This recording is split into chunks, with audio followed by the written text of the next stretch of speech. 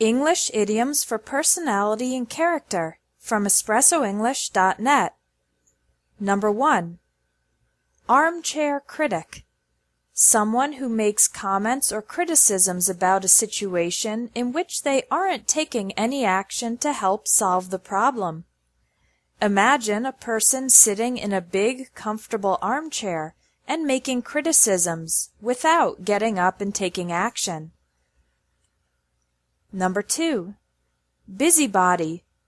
Someone who constantly wants to know about or interfere in other people's lives.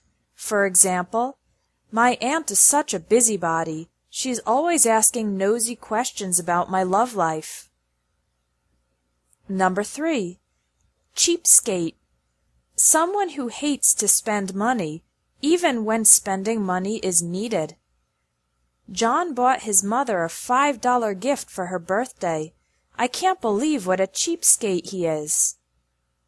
Another way to describe someone who hates spending money is stingy. Number 4.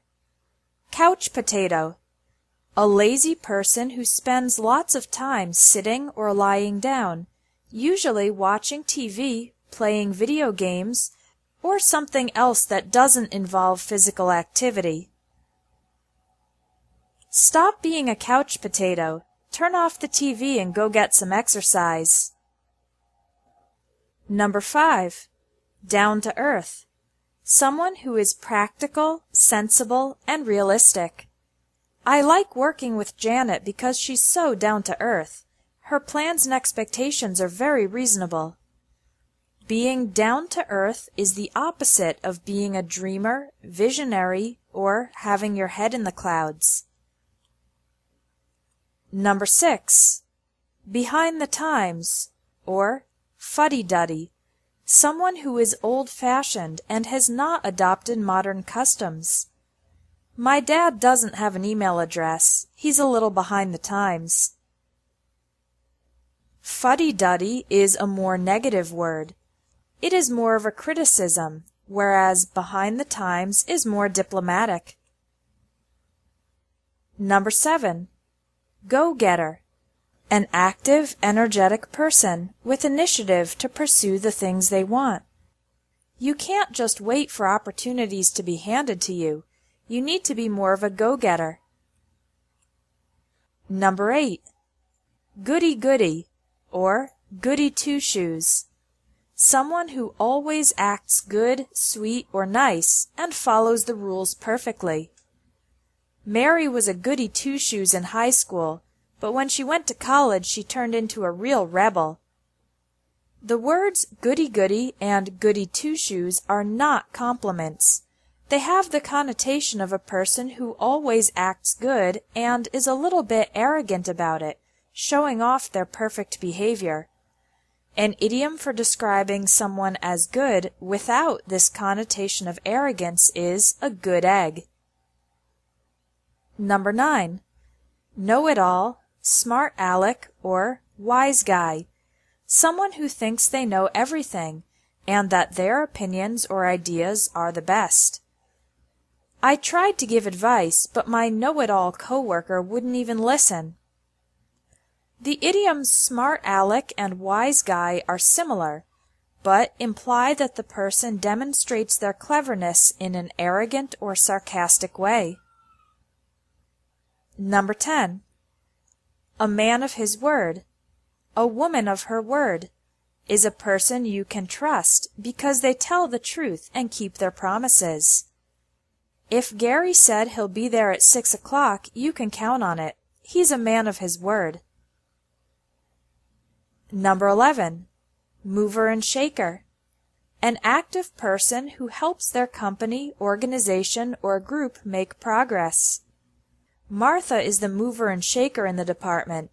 She's always got ideas to help move things forward. Number 12. A person who is set in his or her ways is stubborn and committed to their current way of doing things. I showed my boss the benefits of this new strategy, but he's set in his ways and doesn't want to change. Number 13. Slime ball. a disgusting, horrible person who deserves to be hated. Harry dumped Kate and immediately started trying to hook up with her 16-year-old sister. What a slime ball!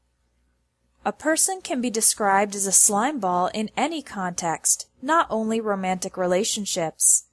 This word can be used for anybody who did an especially terrible, dishonest, or violent action. Number 14. Social butterfly.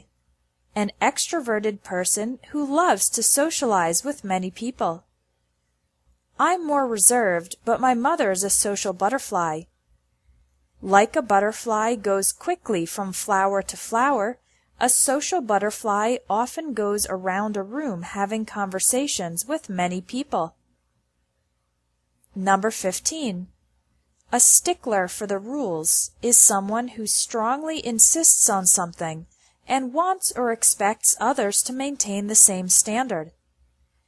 Clean up the classroom after you're done with your project. The teacher's a stickler for neatness.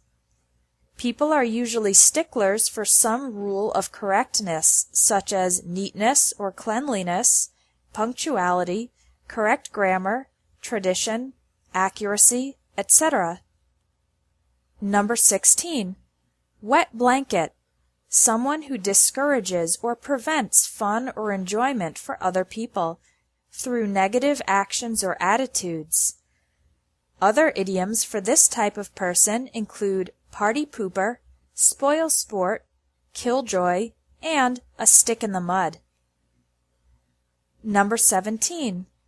Worrywart. Someone who worries constantly and excessively.